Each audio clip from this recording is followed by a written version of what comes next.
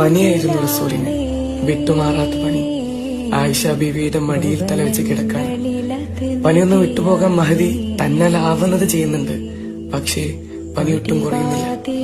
ജിബ്രീൽ അലൈഹിസ്സലാത്തു വസ്സലാം വന്നിട്ട് ചോദിച്ചു, നബിയെ, പുറത്ത് അസ്രായേൽ നിൽക്കുന്നുണ്ട്, അങ്ങേക്ക് സമ്മതാണെങ്കിൽ അങ്ങയുടെ റൂഹിനെ കൊണ്ടുപോകാൻ അള്ളാഹുവിന്റെ കൽപ്പനയുണ്ട്. നബി തങ്ങൾ സമ്മതം മൂളി. അസ്രായേൽ അലൈഹിസ്സലാത്തു വസ്സലാം തങ്ങളുടെ റൂഹിനെ പിടിക്കാൻ തുടങ്ങി. തങ്ങളെ വേദന സഹിക്കാൻ കഴിയാതെ പറഞ്ഞു, ഒന്ന് പതുക്കെ പിടിക്കണേ.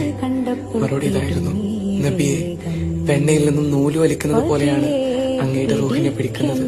നബി തങ്ങൾ പറഞ്ഞ മറുപടി, ഇങ്ങനെയാണെങ്കിൽ എന്റെ ഉമ്മത്തിന്റെ അവസ്ഥ എന്താകും? അങ്ങനെ മദീനയിൽ ആ വാർത്ത പരന്നു, നബി തങ്ങൾ വഫാത്തായിരിക്കുന്നു. എവിടെയും സങ്കടങ്ങൾ അലത്തല്ലി. ആർക്കും വിശ്വസിക്കാനായില്ല. ആരാണ് എന്റെ നബി വഫാത്തായി എന്ന് പറയുന്നത്?